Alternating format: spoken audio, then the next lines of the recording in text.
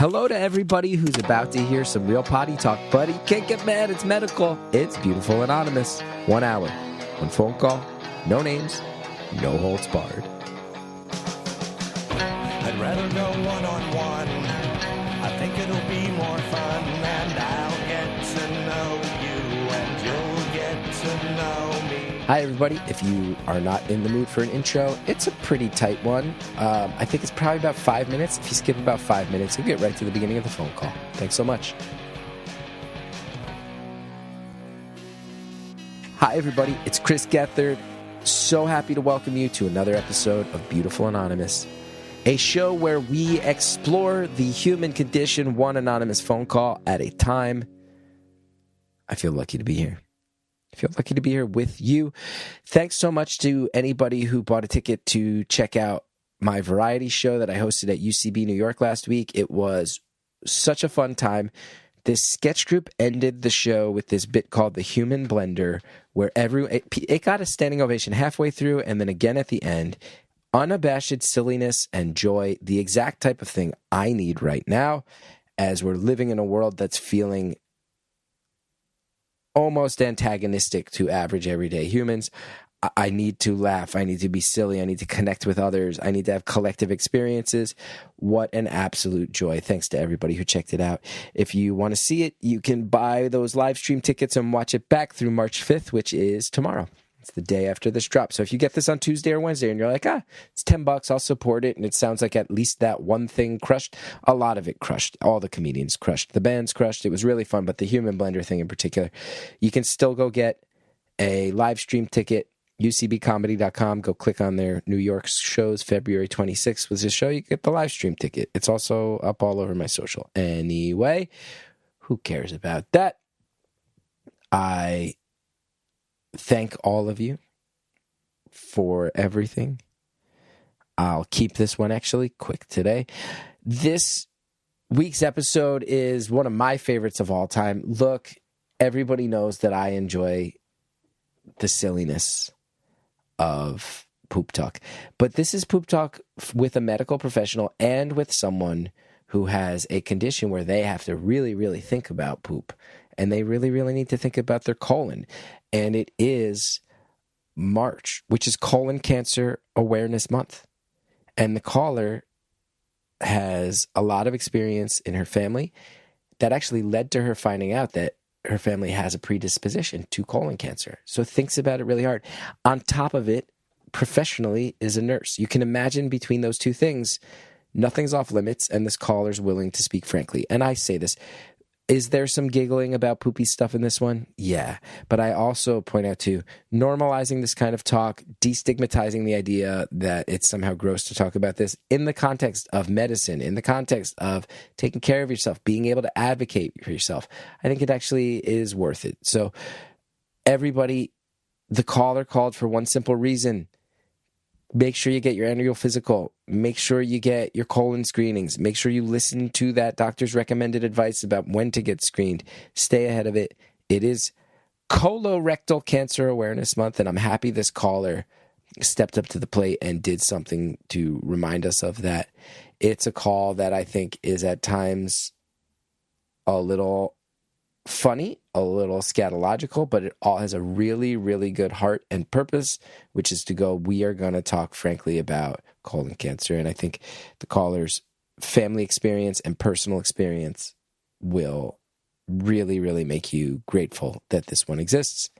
Thank you so much. We also talk shit about Disney World and the paywall stuff, guys. So if you want to hear what that means, you're going to have to sign up at beautifulanonymous.com. Thanks to everybody who's a member. You get a lot of bang for the buck over there. Enjoy the call. Thank you for calling Beautiful Anonymous. A beeping noise will indicate when you are on the show with the host. Hello. Hello. Hi. Hi, how are you? I'm doing okay. I'm healthy. I'm happy. I'm feeling some strains in my personal life in ways that I'll keep close to the vest, but overall, life is good, and it's important to verbalize that. How are you? Absolutely. I would have to say the same. Okay. There's always crappy things happening, but focusing on the good helps us get through those crappy things. Yeah. Well said. What? Very well said. Speaking of crappy, that's kind of what I wanted to talk about today. With this, like literally poop. You want to listen? Everybody knows I'm ready to talk about poop whenever you are. Well, March is Colorectal Cancer Awareness Month. And so I thought this would be a good time to put it out in the world and make awareness of colonoscopies and cancer screenings and talk a little bit about my family history and my personal experience with it, and just let people understand that it's an easy screener, something that should be done and not to be afraid of it. I love that.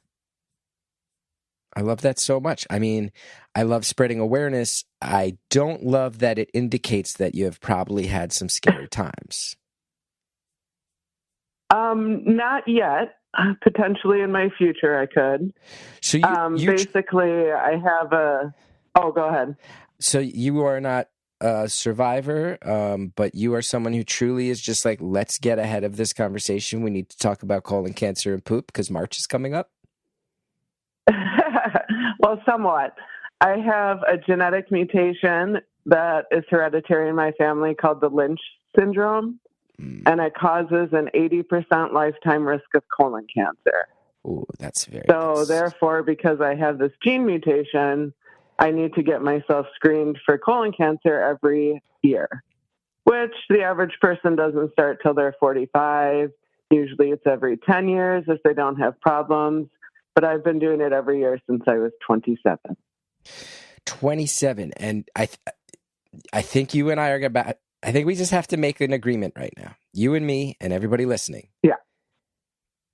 We're going to ask some graphic questions. There's going to be some graphic answers. But honestly, while there will probably be moments where I giggle or take some glee in the poop talk, which I do, I also will say making that conversation normal, trying to destigmatize it.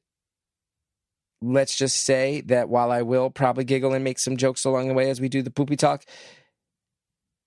getting to a point where we don't go, ooh, I don't want to talk about that, honestly might help you get ahead of a diagnosis, might help save some lives. So let's just get into it and recognize some graphic questions. So when you say you have these screenings starting at the age of 27, what's that entail? Well, colonoscopy. Full-on colonoscopy every year? Yeah, every year. Oh. Every year. I have one coming up in about 3 weeks. Every year. I've had a couple colonoscopies in my life. They're not it's not the best. The prep is not good. Right. That's like the worst part because they put you out for the procedure. So like I get excited because that's like the best nap I've ever taken when they give me drugs to put me out. Yeah. But it's the prep that everybody's scared about. And the pooping, because it's not pleasant, that's for sure. Let's get specific on this. What exactly is so bad about the pooping?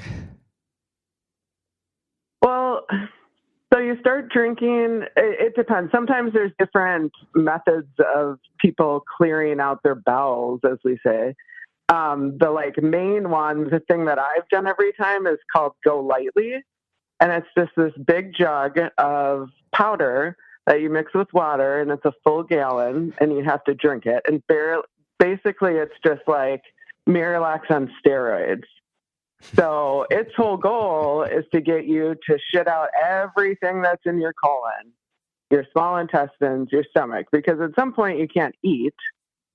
So you start drinking. You have to drink these cups every 15 minutes.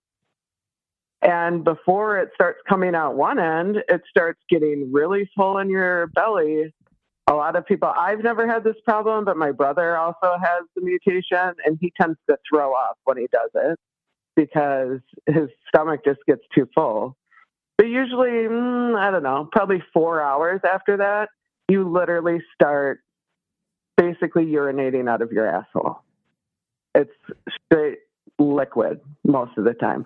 At the beginning, it's a little normal, and then for hours on end, you're going to the bathroom every 5 minutes, basically leaking out of your butthole.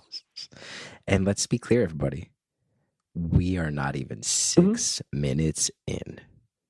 We haven't even started the car yet. We haven't even buckled our seatbelts. We're just opening the door to settle in, let alone the highway. I've done it. I know what you mean. The feeling of urinating out of your asshole is a familiar one to me. My most recent colonoscopy, I've been riddled with bad bowels my whole life. On top of it, my diet has never been great. And I did eat at a restaurant, fantastic restaurant that deserves the plug on the show, the Belmont Tavern in Belleville, New Jersey, one of New Jersey's great old school Italian red sauce joints. But I ate the long hots. I ate too many of the long hots, and they got all spicy in my belly and messed my belly up so much that the doctor said, you got to have a colonoscopy because I had too many long hots. Oh. But the doctor did also say to me, you're in your 40s. At some point, we're going to have to do a screening. You're having stomach troubles right now, but let's also just look around, make sure we know what we're dealing with. And everybody does have to get the screenings. You can't avoid them.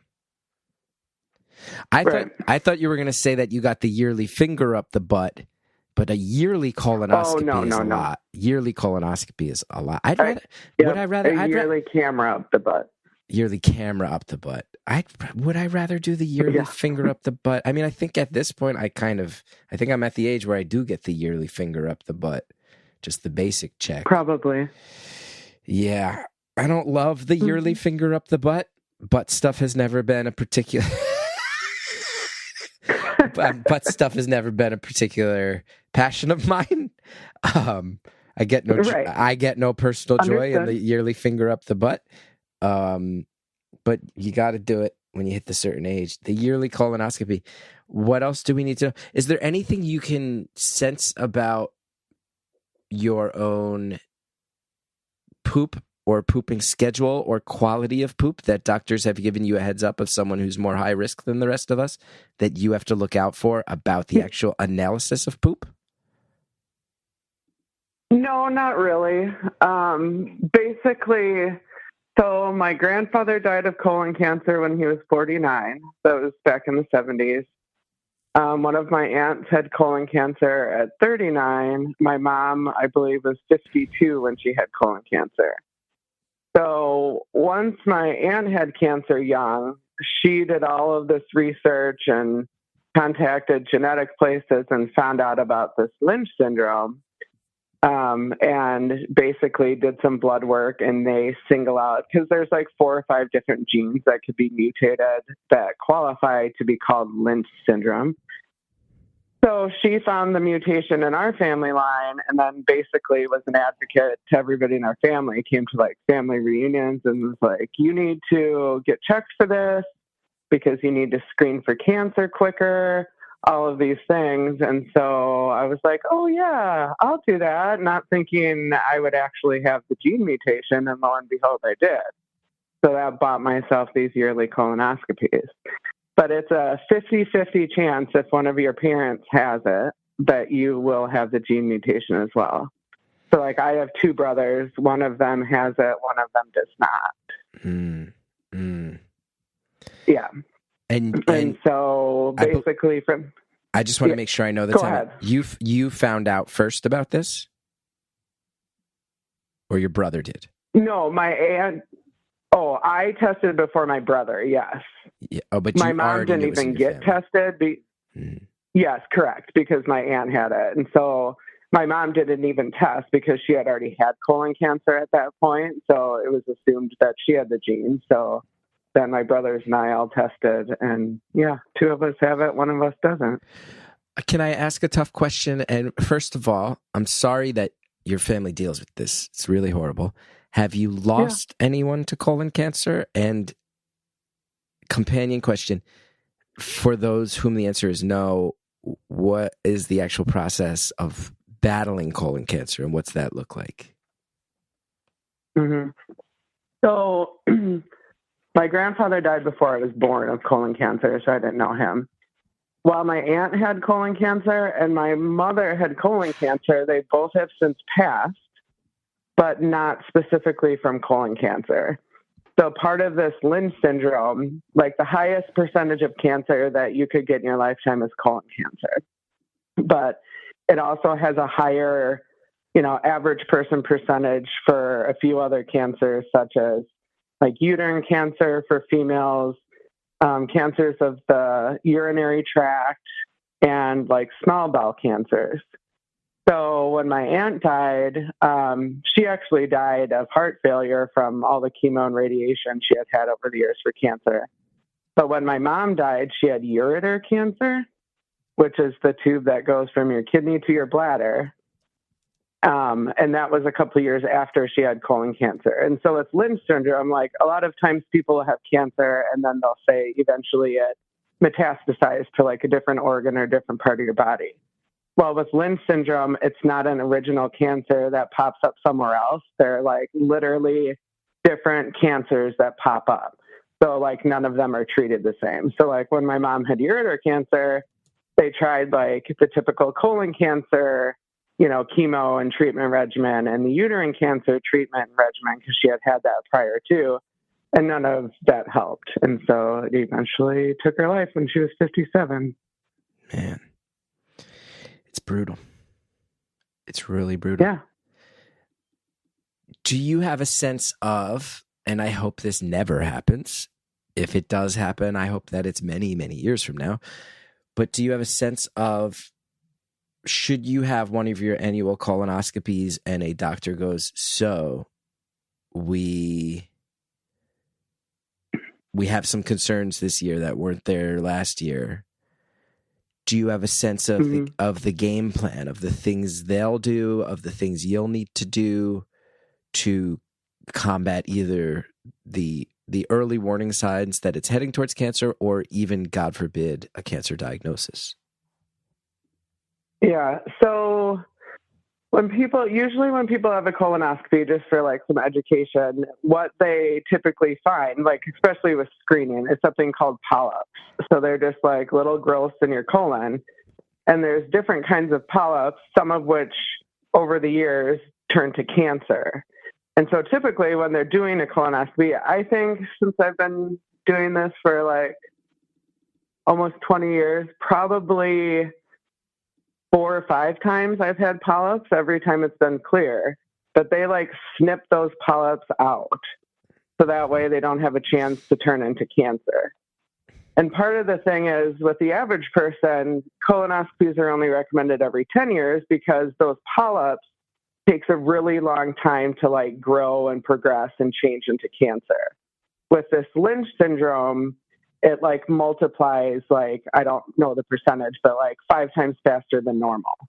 So that's why they recommend doing a colonoscopy for me every year, because a polyp could be there this year that wasn't there last year, but could be cancer by next year. So they need to take it out before it gets to that point.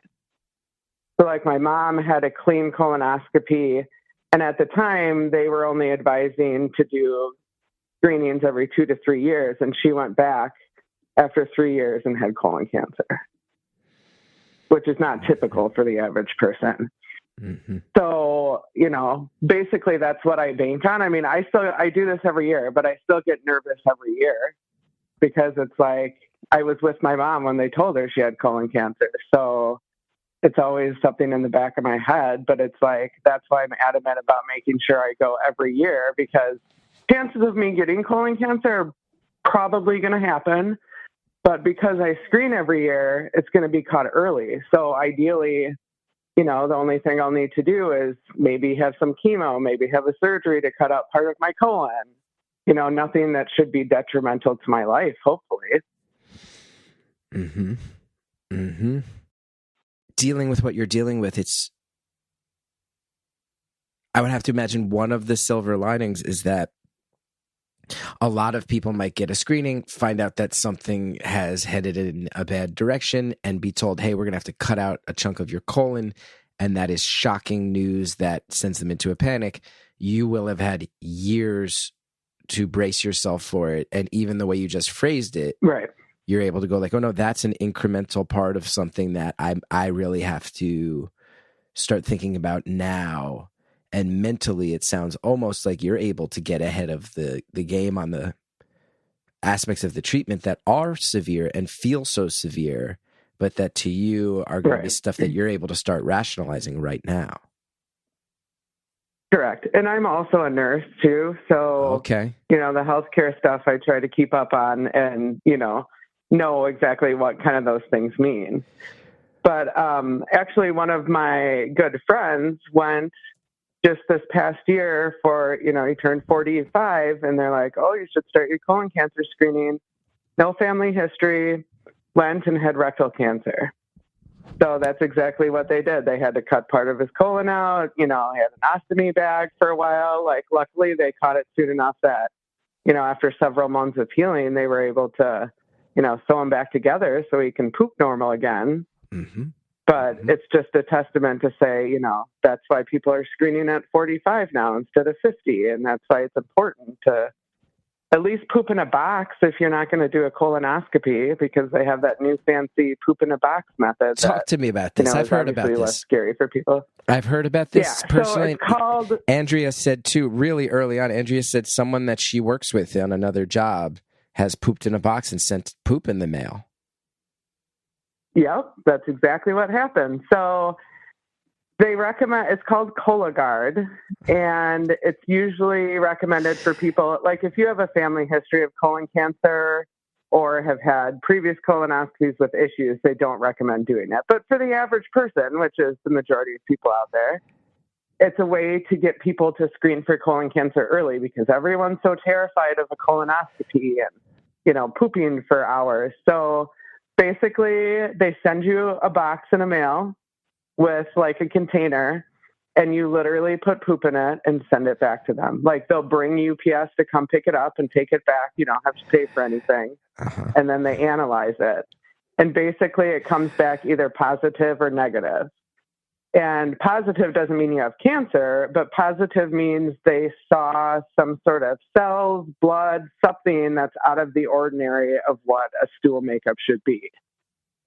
So so then if it comes back positive, then they say you need to have a colonoscopy within 3 months to make sure nothing's going on. So like if people have hemorrhoids, sometimes hemorrhoids are internal. There might be a little bleeding in there. Oh, yeah, there might be. We're going to talk about that.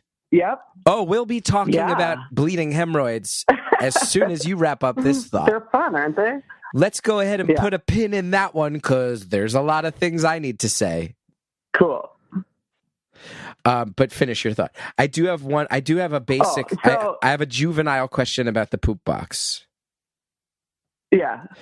Well, yeah. So basically, it could mean that there's blood, like microscopic blood, even showed up in the stool, but that doesn't mean you have cancer. Or it could be, cells from the polyp that's in there, which means there's a polyp that could turn into cancer, but it might not be cancer yet. Mm-hmm. So, yeah. So basically, if you have a yes, then you get to go have a colonoscopy anyway. But at least it has people screening early, and if it comes back negative, then great. They can do it again in 5 or 10 years.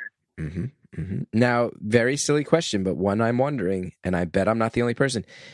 When you poop into the box, do you squat directly over the box and poop into it, or do you poop into the toilet, then scoop your own poop out of the toilet into the box? I haven't ever done it myself because I don't get to, but from what I understand, yes, there's a container that you put over, like you lift up the toilet seat, set it on there, put the toilet seat down, and then it collects in there. So you don't like drop a load in the water. So it's almost a hybrid of what I described. So you don't put the box on the floor, but the box has some hooks or attachments. So you're pooping into the toilet in a way that feels relatively normal to you. It's just never reaching the water. That is that's 21st century engineering in action right there. Right. That's modern because the toilet life. water would contaminate. I know. It was all I could think about. Like, do they have to tell people, hey, try to aim for the side of the toilet so the poop never reaches the water? And then you got to do like a pretty thorough toilet scrub down every time you do this because you just intentionally pooped on the porcelain? No.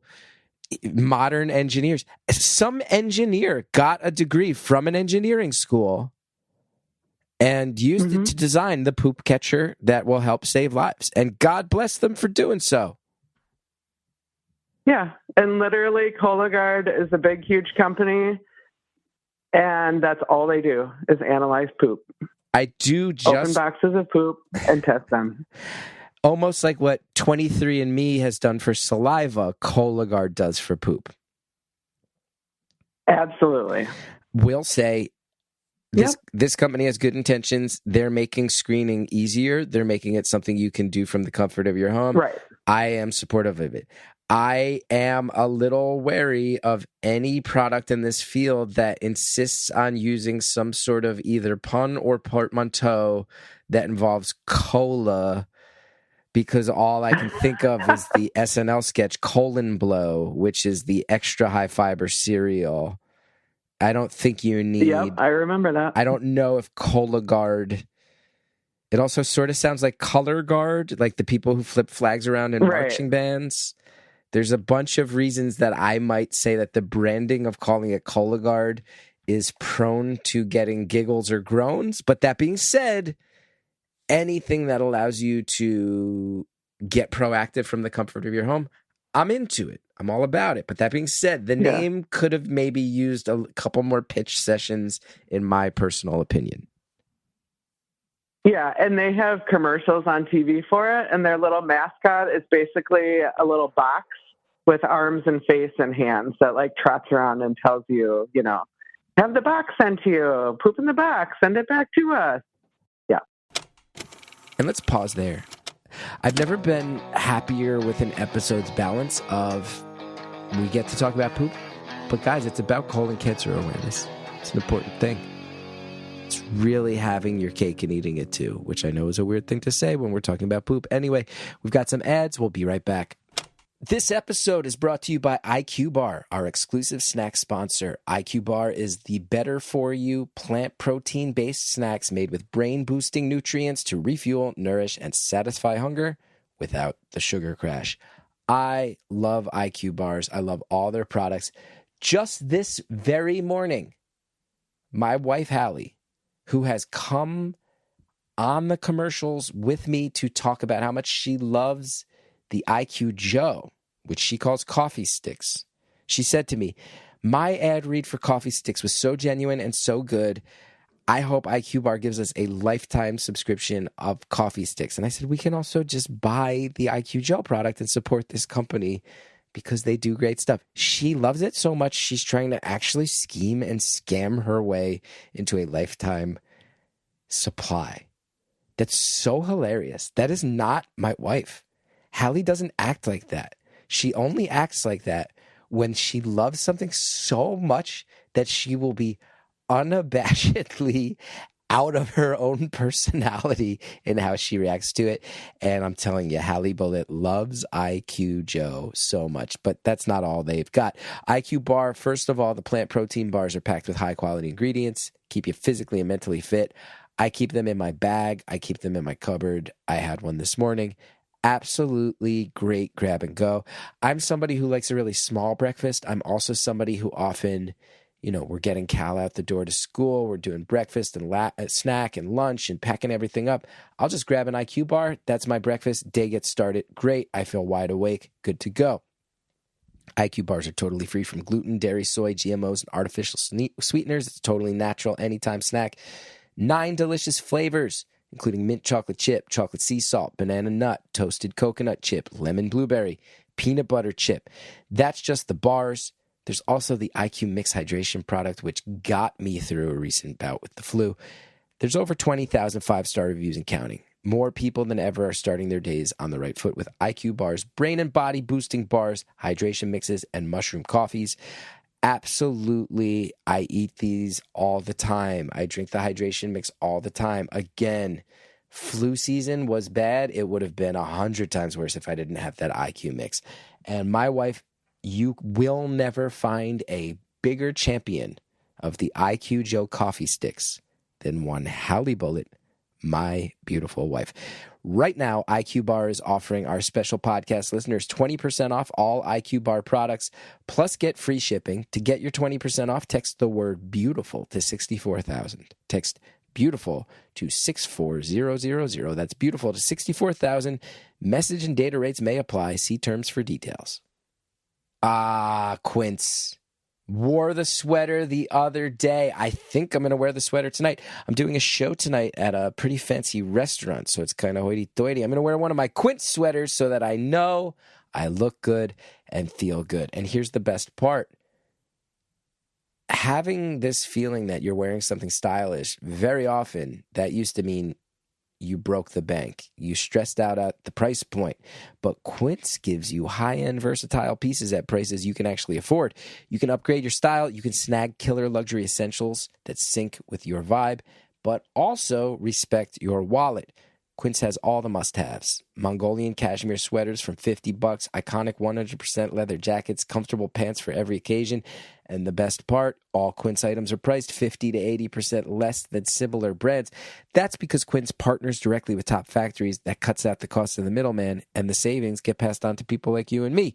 And you'll be happy to hear Quince only works with factories that use safe, ethical, and responsible manufacturing practices along with premium fabrics and finishes. I really love that. I've talked about it endlessly. I've got my gray sweater. I've got my charcoal sweater. They both fit great. They've both been holding up now for a very long time. I will tell you, some of these premium brands that charge an arm and a leg for sweaters in particular, you wear them 3 times and then the seams in the armpits have holes. You sit here, you go, what? The craftsmanship at this price point is unacceptable.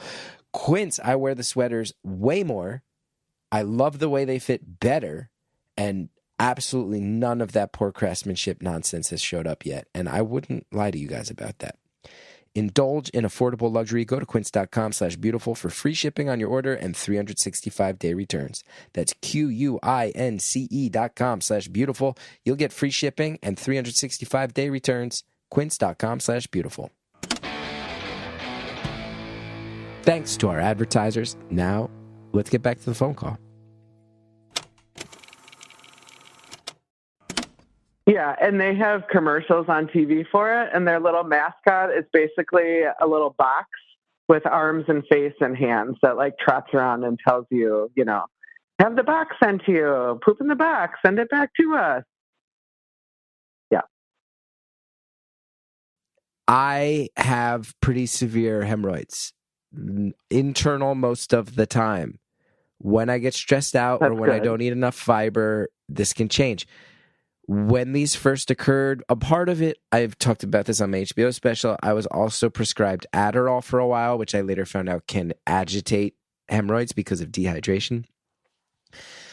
Right. Those of you who have dealt with hemorrhoids, and especially those of you who might in the future, when they get bad, like sometimes you will just see some streaks of red blood when you wipe.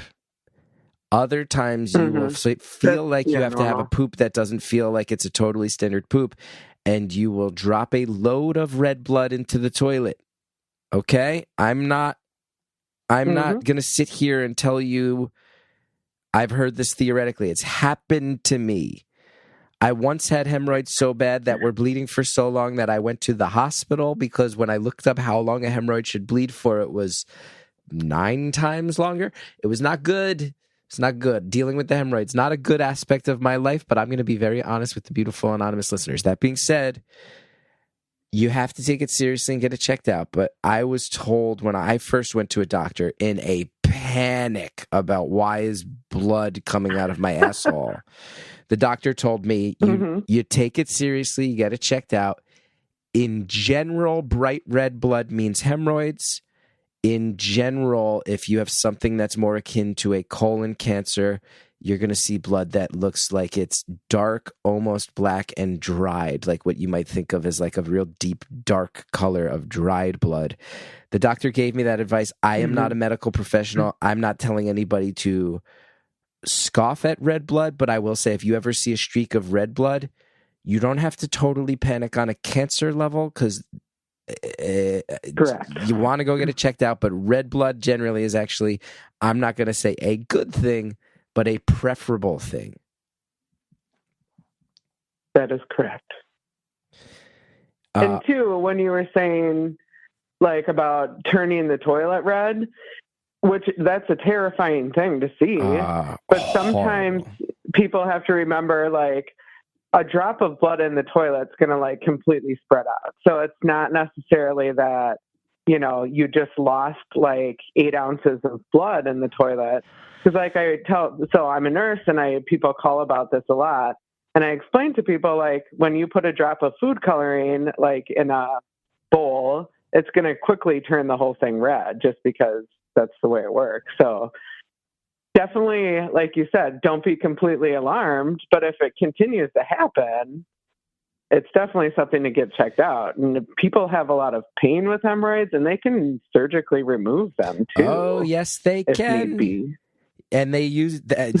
Have you got to experience that? Oh, have I been introduced to a world where I now know that there is a device called an anoscope? Yeah, I know about the anoscope, my nurse friends. Cool. Have I had an anoscope put up my butt? Yeah, I have. They can do banding where they put rubber bands around hemorrhoids and they fall off. And then they can also go in and surgically snip them for you when they're real bad. And yeah, there's a thing called an anoscope. You probably don't want to know about it, but when you get to your late 30s, early 40s, you might be introduced to the wonder of the anoscope. Yep.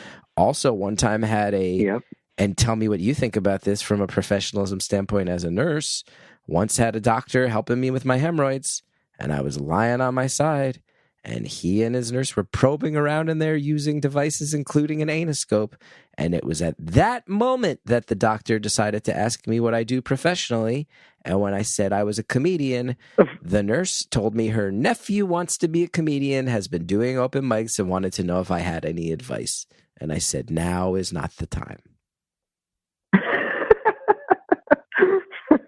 I would have to agree with that. Misdirected. Yep. Wrong place, wrong time. Listen, I think nurses are the lifeblood of the medical industry.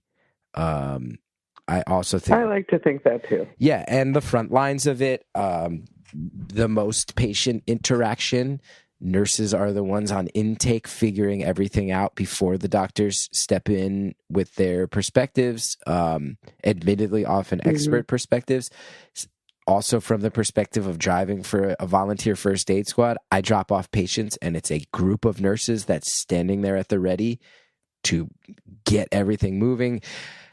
That being said, nurses are also completely desensitized to stuff that, by the standards of average humans, is completely fucked up all the time. So you can't ask me to give you advice on your nephew's comedy career while there are actual devices up my asshole. You're just not allowed to do that. Yep. And to all my nurses, love to the nurses, especially nurses in unions that have been having to get out there and strike and picket to make sure that they're not worked to a point of patient safety being an issue, that it's happening all over the country. Strikes in hospitals where nurses are going, we need limits on our hours for patient safety. It's not about us. It's about us. It's about people needing people who are awake and aware and alive. Love to the nurses out there on the picket lines. Needs more attention. That being said, I have great respect for nurses. You can't be asking me cash questions when there's a thing in my asshole. Can't do it. What kind of nursing do you do? Yeah. I work in a primary care clinic. So a lot of my day is actually triage nursing. So the people that call and say, I just had a poop and I'm wiping blood. Tell me what to do. So, yeah. Is this... I get a little bit of this, a little bit of that. When you say primary care clinic, just phraseology, making sure I know an image in my mind. Is this closer to what I would call like a doctor's office or an urgent care? No, a doctor's office. Doctor's office. That seems like a nice... Yeah.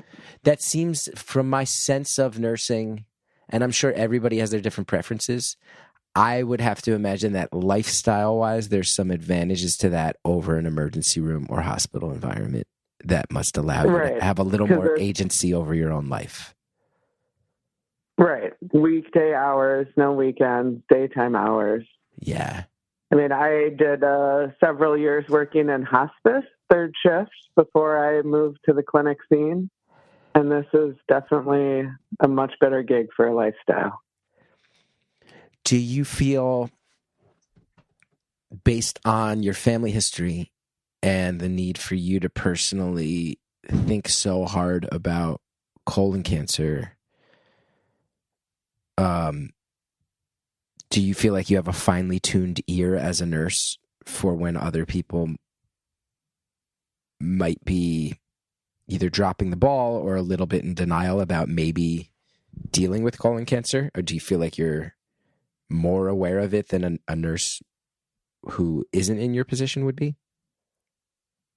Yeah, no, I think I am for sure. And it's funny. So like at work, when people call in, it goes into like a phone queue. And so it kind of says why they're calling. And I've recently noticed that I tend to like lean towards those calls to take them because I feel like I can educate people a lot better on issues with their bowels. And if a lot of people call about questions about colonoscopies and how to do their preps and, or my Cologuard was positive, what do I do now? And I think I've just learned over the years from my own experience having to educate myself on how to explain it to people so they understand. Because sometimes you get a doctor who's like, talking in too many medical terms that makes absolutely no sense to anyone. I'm going to ask, just because of my personal experience, how often do you get panicky calls from men who are 35 to 40 years old where it's red blood and they think they have colon cancer and you have to be the one to go like, come in for a test, but it's almost definitely hemorrhoids. And guess what? You're 37. You can't eat pizza 3 times a week anymore. How often does that happen? Right. Well, I would say at least daily, there's usually a call about somebody with blood on the toilet paper. Oh, I hate to laugh. And it's funny because you're right. Like, it's the men, too, that are like, no, it's not because I'm, like, having hard poop. And no, it's not because I'm, like, sitting on the toilet for 20 minutes because I can't push it out. It's like, no, you have to explain, this is what a hemorrhoid is. It's basically an inflamed blood vessel. So when you're trying to poop something the size of a softball out a hole that's, the size of a quarter, it's going to cause some problems in there. Can you just say that again? They're in denial that it has anything Can you just say that again slower? Can you say that slowly just so the imagery really has time to sit in everybody's brains? Yes. When the size of your poop is a softball and it's trying to fit out something the size of a quarter, it's going to cause problems, stretching, irritating, making things bleed. People also get anal fissures. Have you ever heard about that? Oh, I've heard about a fissure. I've heard about an anal fissure. Yep. Let's inform the world what an anal fissure is. That causes some bleeding too. So basically that's a little tear. Mm-hmm. And so because people are pushing things out too big or their stool's too hard, it basically rips the lining of your colon there at the end and causes bleeding and causes a lot of pain. And yeah, people enjoy having those too. Oh, I love that you have a personal connection to this and are a nurse, which means nothing will shock you about poop talk. No, not at all. I really am blown away by it. True or false? Sometimes if you have hemorrhoids, it's a matter of like, don't sit on your phone after you're done pooping. You poop, you wipe, you get up, you walk away, and it leads to less bleeding. Is that true? Yes, because the way you're sitting in the toilet is putting pressure on your rectum. And so the longer you're sitting there and pushing and spreading things out and stretching things, mm-hmm. can cause more problems. Mm-hmm. Mm-hmm. Mm-hmm. Mm-hmm. Because like when you're sitting on a chair, your butt cheeks are like together. It's not like stretching open your asshole at all. But when you're sitting on the toilet, it definitely is. I can't believe how casually you're just able. And because you're a nurse, we all know it's not shock value, that you're just like, yeah, no, it's stretching your asshole. You're sitting in a position where you got a right. That's basically what it's doing. Other things you've probably talked dozens of panicky men through. Hey, Metamucil, start using it. But also, Metamucil sometimes messes with people's stomachs and gives you the farts. There's another one in the green bottle called Benefiber. It's going to be a little more gentle on your system. Take it every single day, probably multiple times a day. You're pushing 40, dude. Right, because that's the thing. People will take it, if, they feel like they're constipated, take it for a day, think they're better, and then a week later it happens again. It's like at some point, especially as we age, women too, like we have to, make sure we're drinking a ton more water, taking fiber supplements if we're not eating fiber, or it's just going to keep happening. Yup. Oh man, I'm going to be brutally honest. And I've never talked about, even friends of mine don't know this, but listen, you're a nurse, and this is Beautiful Anonymous where I get honest. I went to the hospital for a hemorrhoid less than 6 months ago, drove myself to the emergency room. It was bleeding, we're talking heavy flow for about 90 minutes. Like soaking your underwear and stuff? I've had the underwear soaked through. I've had the embarrassing wake up in the morning and my wife going like, change the sheets and then go to the doctor. I've had that where there's blood. But this was actually on the toilet where every time I went to wipe, the toilet paper would soak through. And I've had that happen, but usually that's a 10-minute or less thing and it slows down, and it just kept happening for 90 minutes. And I said, at some point I will pass out. And I went to the emergency room. Right. And then I totally forgot about it. I went to the emergency room. They had to do some checks. And then about a week later, I was driving for the volunteer first aid squad and had to drop off a patient. And one of the intake nurses was giving me this look of like, I recognize you from somewhere. And I wasn't going to tell her. I know you. I wasn't going to tell her, oh, you know me intimately. You have fingered my ass. You fingered my asshole. That's where you recognize me from. But now I'm here in the context as the guy who's helping to push in the stretcher from the ambulance squad, and you're going, how do I know you? And what do? Do you just lean over and go, it's because your finger has been inside me? Or maybe you're a big fan of Broad City, but I think it's the first one. One of the two. Right. Yeah. For real. It's wild. What did they do for your hemorrhoids? I'm going to pause there. The hemorrhoid talk is graphic, everybody, and I can't wait to put you through it. But first, some ads.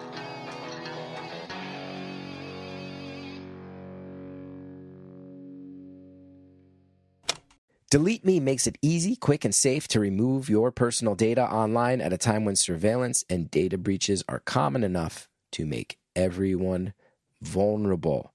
Delete Me does a ton of hard work on your behalf. They get out there and wipe you and your family's personal info from these very dangerous data broker websites.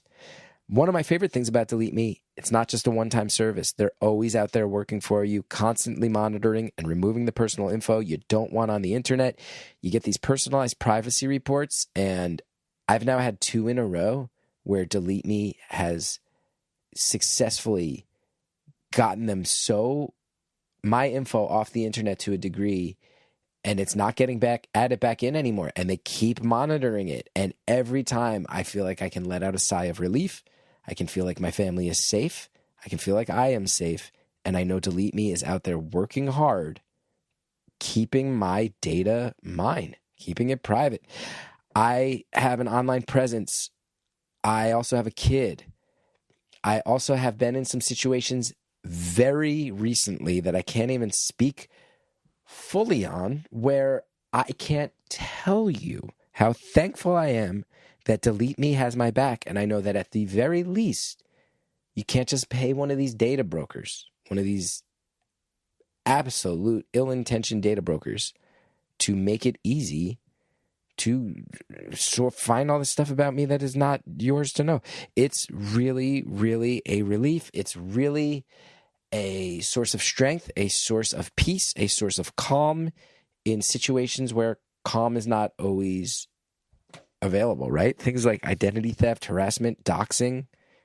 You've either been through it or you know someone who has. Delete Me can help, and they can give you a lot of peace of mind.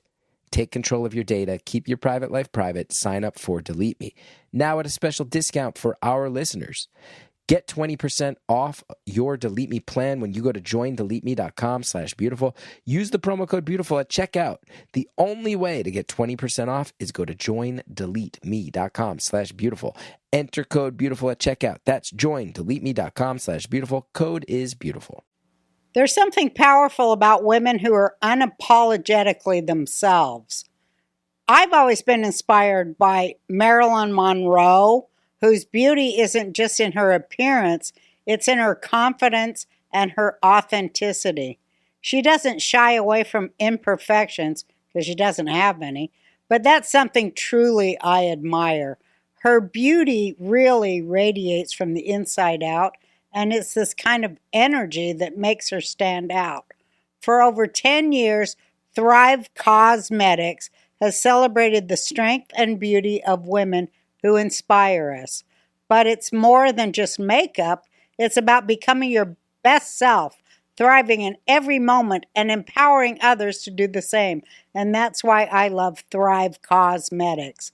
Not only are their products certified 100% vegan and cruelty-free, but they're also made with clean, skin-loving ingredients and high-performance formulas.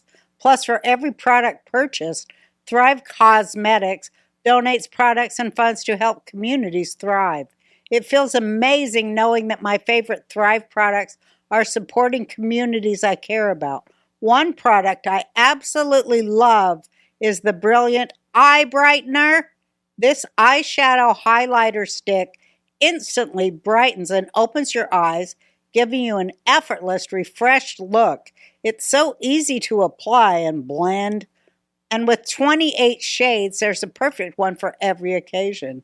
Celebrate the women in your life with Thrive Cosmetics, luxury beauty that gives back. Right now, you can get an exclusive 20% off your first order at thrivecosmetics.com/beauty. That's Thrive Cosmetics, CAUSE, medics.com/beauty for 20% off your first order. Thanks again to all of our advertisers. Now let's finish the phone call.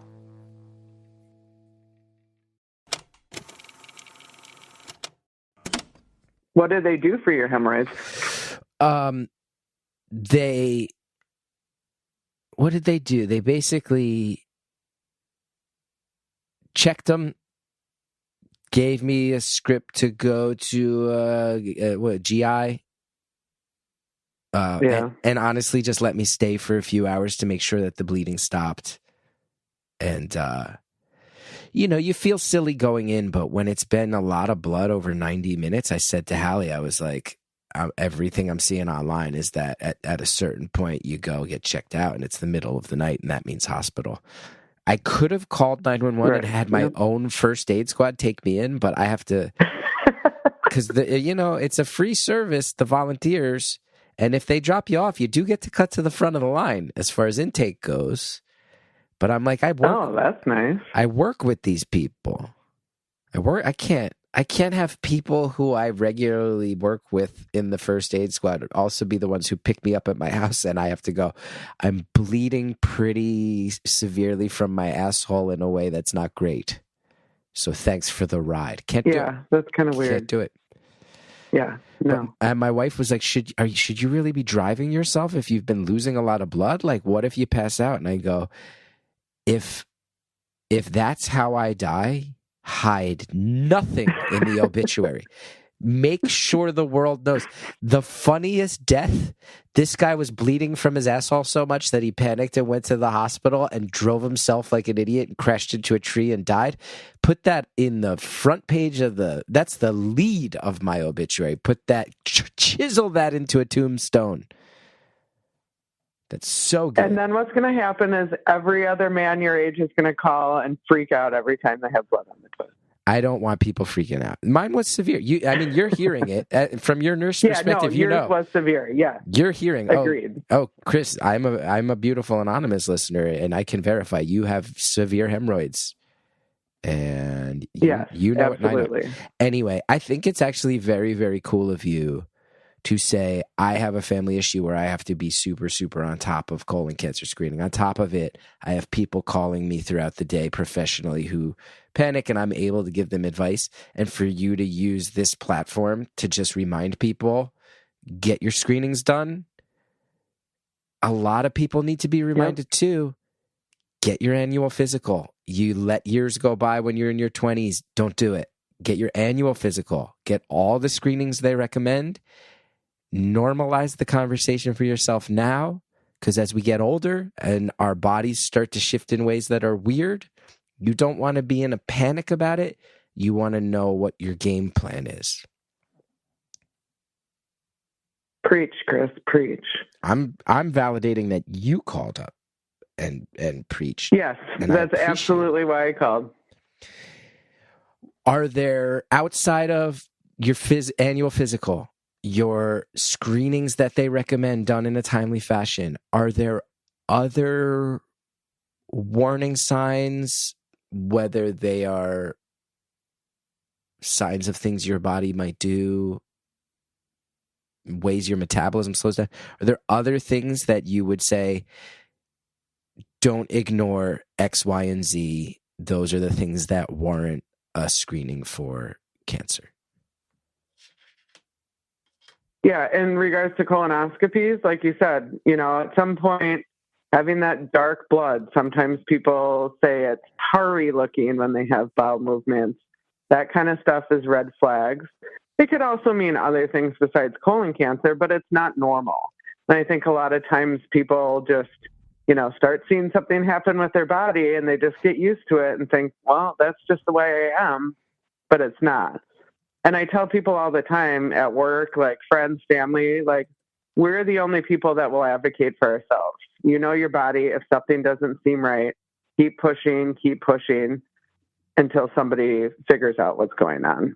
A doctor is there and great, and they're going to run all the basic tests. But if none of that's helping, you need to keep pushing. Mm-hmm. Mm-hmm. Especially in a world where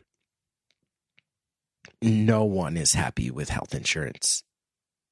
Not patients, right. Not nurses, not doctors, not people who work in health insurance answering calls. No one thinks that system is working right. Have to advocate for yourself. Have to. Yep. Doctors are great, but they're also, short-staffed. They're also trying to see way more patients than they should a day. And things get overlooked unless people are vocal and persistent in what they're feeling and how things are going. Yeah. They're not going to get taken care of, unfortunately. Yeah. There's endless amounts of paperwork, a lot of which is necessary, but a lot of reasons that an overworked medical professional might go, I'm going to save you and me both a lot of time and trouble, but where you might need to be the one that goes, I appreciate that you're trying to do me a favor, but I really, really don't want to take a shortcut on this one. I'll jump through every hoop because something's wrong and I can feel it. Right. And that's kind of what I've had to do with myself and learn over the years, because outside of having colonoscopies, I've needed to, check for uterine cancer. So I had to have a hysterectomy, and I get urine samples every year. And so, I needed, when I first found out about this and I moved states, I had a whole, this was before everything was completely online, but I had a whole binder full of all of my information and all my tests and all the things I needed to do, how often I needed to do them. And luckily I found a great doctor who was like, you know your shit, you tell me what you need and I'm happy to get it done. Yeah.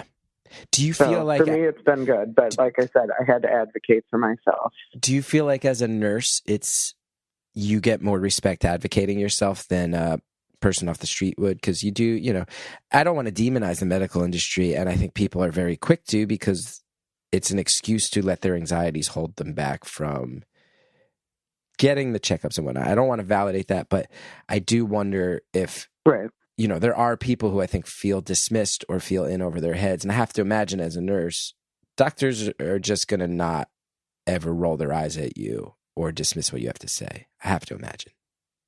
Mm-hmm. Right. And yeah, I think I do. When I first started this whole journey, I wasn't a nurse. And I think maybe some of that is why I went into this field, to get more education in general on, different healthcare systems. But I feel too, like you said, people need to, I hate when people call and say, I Googled this and it says I have this.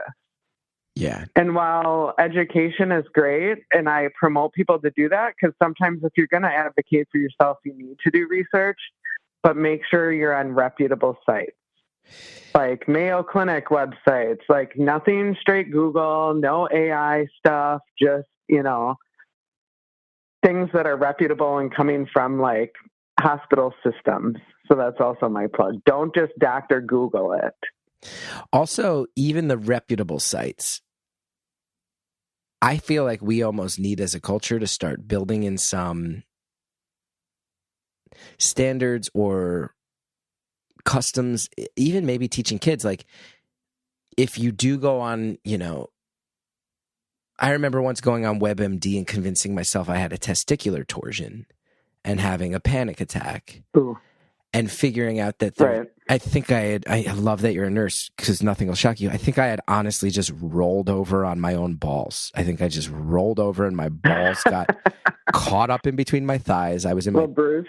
I was in my 20s and I bruised my balls, just rolled over in my sleep and woke up like, oh, basically somehow rolled over and effectively kicked my own balls with my thighs. But go on WebMD in the middle of the night, convince myself I have a torsion, and you sit here and you go, the anxiety of that experience was worse than what I actually had. So you gotta be able to advocate for yourself and be able to use those reputable sites, but also understand that if you wind up having a false alarm and it's not that the stress, the panic, the anxiety, that's that's harmful too. You gotta know, who do you call? How do you pass off the ball to someone who can start helping you and giving you real information, and not just those websites, because it can do more harm than good on an emotional, mental level.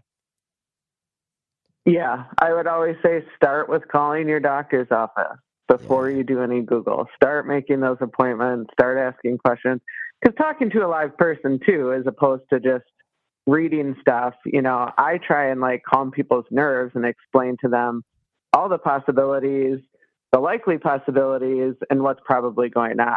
You can't do that. All you see when you're reading something online is like, oh my God, I'm dying of cancer, or I have a testicular torsion. What am I going to do? So I totally get that. I mean, I even do that myself, even though I'm in the medical field. I don't know everything. Yeah. Sometimes I'm like, ooh.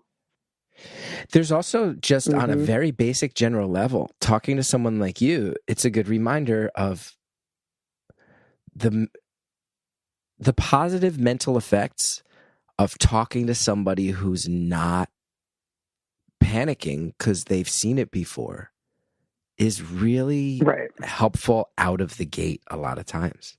Like there's something, Yep.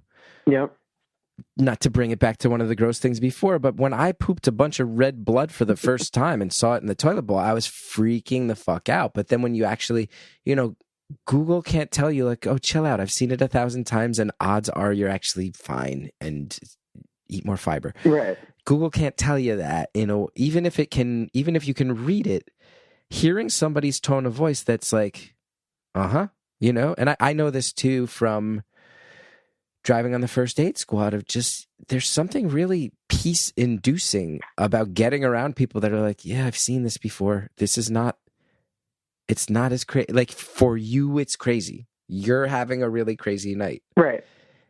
There's just kind of, I think, a lot of stuff that we all don't talk about as a society, and it's happening all the time, and we keep it behind closed doors, and we probably shouldn't, because you don't need to be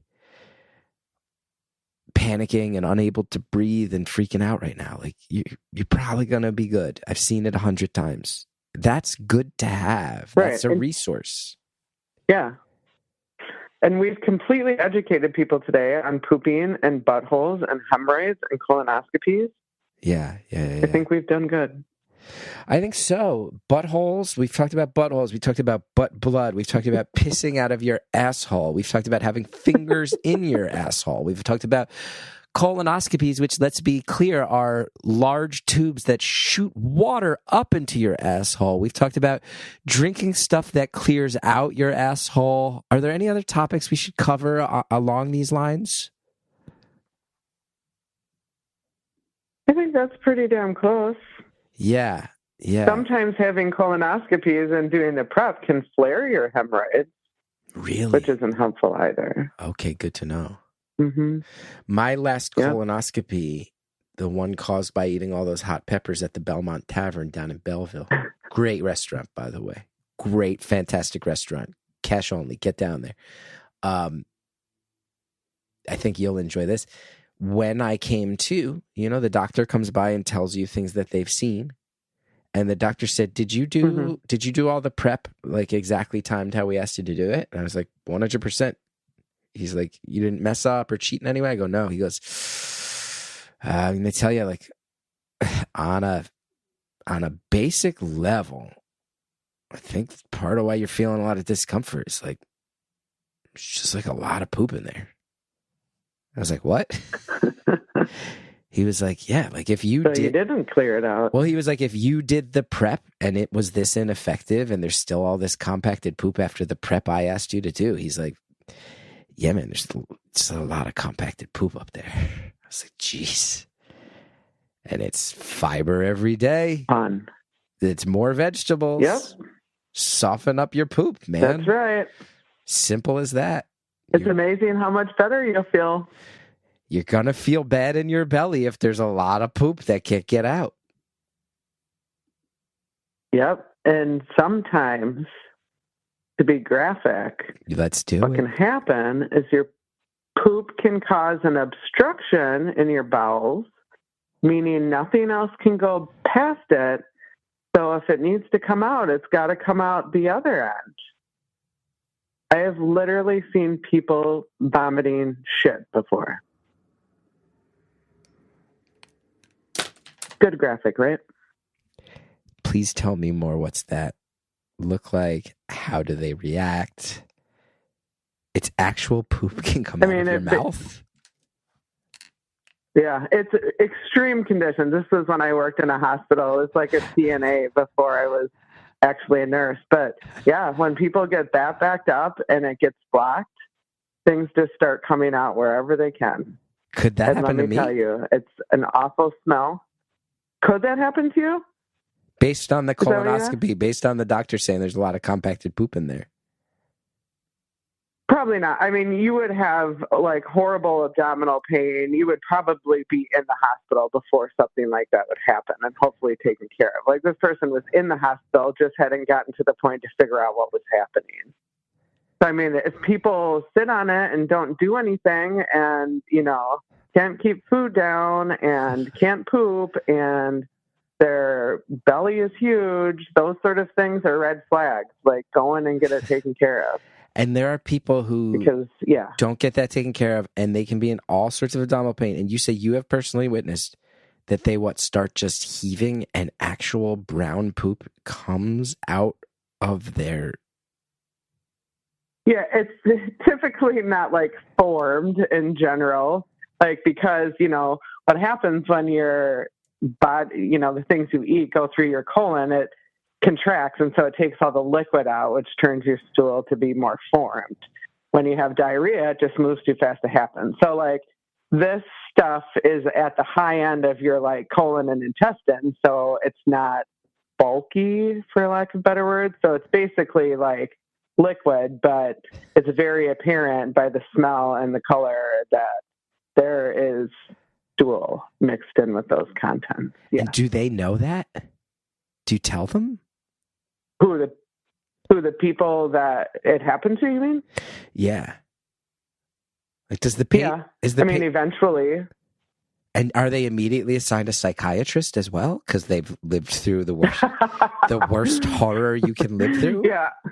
And how do you not think about it Right. all day, every day Yeah. for the rest of your fucking life? What? Uh-huh. I bet that's horrific. Yeah, I don't know. Maybe they did. I wasn't part of that conversation, but that's a good idea. I feel like that's real trauma. If I ever vomited and poop came out, I'd wander off into the hills and just want to be alone for a really long time. Yeah. I mean, it's rare. It's not like it happens all the time, but it definitely can. Is that the most fucked up thing you've ever seen? Yeah. Probably. I mean, there's been some people, or when I worked in hospice, there's something called a Kennedy ulcer, which, people are like sitting in one spot for too long or laying, they can get like pressure sores that eventually open up.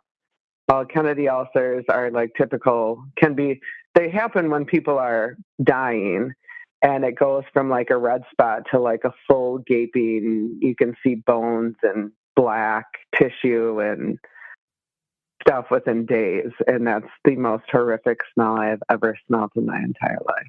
And people are still alive, but holes open up where you see their bones? Yep. It usually happens a lot right on their like sacrum, on the like end of their tailbone. Mm-hmm. That's horrible. It doesn't happen to everyone that's dying. I don't want to freak people out, but it definitely can happen. It's one of especially when people are like bed bound for a while before they die.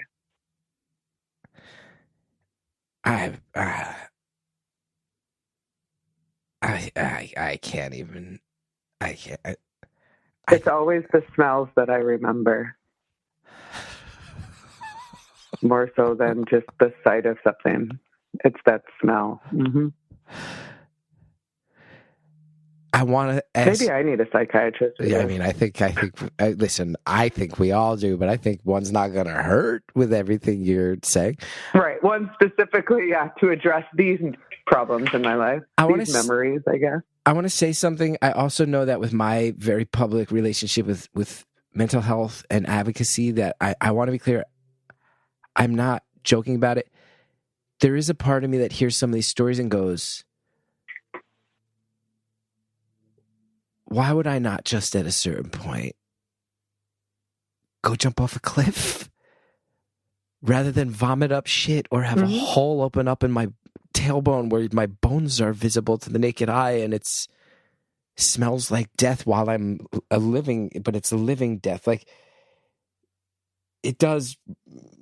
There is a death with dignity movement, and it does make me serious. Firm believer in that. You are. Yeah. Yep.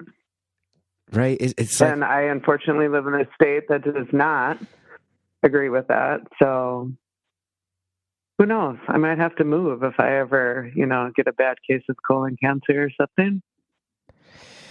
I'm sure you've seen family members, but then professionally, I'm sure you've also crossed paths with patients with cancer, maybe even colon cancer. And it's got to be the weirdest mix of empathy and compassion for them based on your history and your family's history, fear, and also clocking what the experience is like, knowing that your chances of getting it are so much higher than most of us. Right. That could be me someday, yeah. It is, we've joked around and managed to laugh a lot while talking about heavy stuff, but to hear you then say, oh, no, if I get colon cancer, I might move to a state that has better death with dignity policies. That's real shit to end the call on. Yeah. I hope I don't ever have to do that, but I'm definitely not going to rule it out. Like you said, we can joke about it, and I think that helps people to understand and feel more comfortable, but in reality, it's my reality. So knock on wood, I guess we can say. Yeah. Yeah. It's very, very scary. It's scary getting old. It's scary seeing how brutal and unpredictable life can be. It's really scary. Yeah. It is. It is.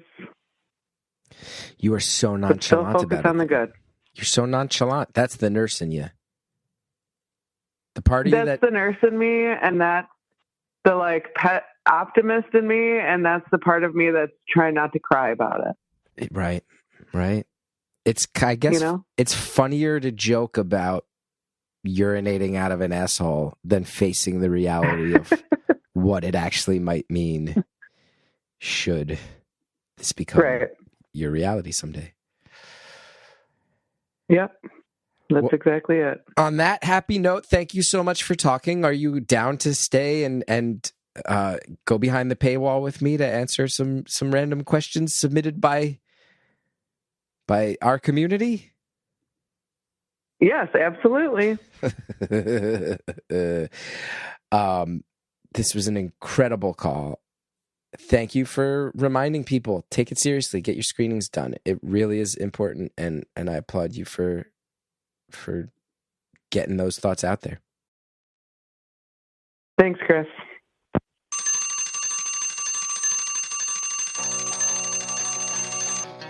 Caller, thank you so much for the graphic poop talk, the frank nursing discussions, and also the reminders that you got to advocate for yourself. You got to get your screenings, your tests done. It's really important. And this month, you are right.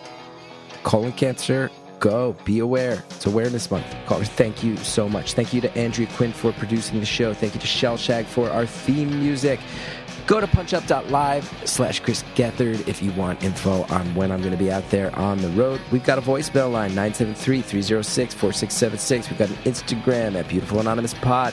The Facebook group where we discuss the episodes is Beautiful Anonymous, the community. We've also got a TikTok with best of clips. Thanks, everybody.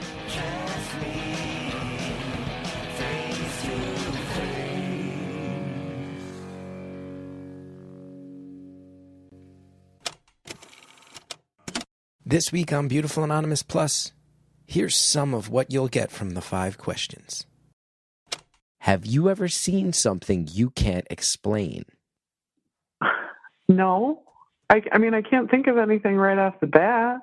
So no ghosts, no voices from beyond, no being around death and then feeling unsettled in the room that the death happened in a way that goes beyond your normal experience? Yeah, okay, now that you say that, a lot of times I've been in the room several times with people that have seen children, for whatever reason, a lot of times it's children, like in the corner of the room. That is a real nurse moment. You ever see anything that you can't explain? No, not really. Wait, upon further reflection, consistent running trend of people talking to children who aren't there when they are close to death. But outside of that, not much. Don't forget to sign up for Beautiful Anonymous Plus at beautifulanonymous.com.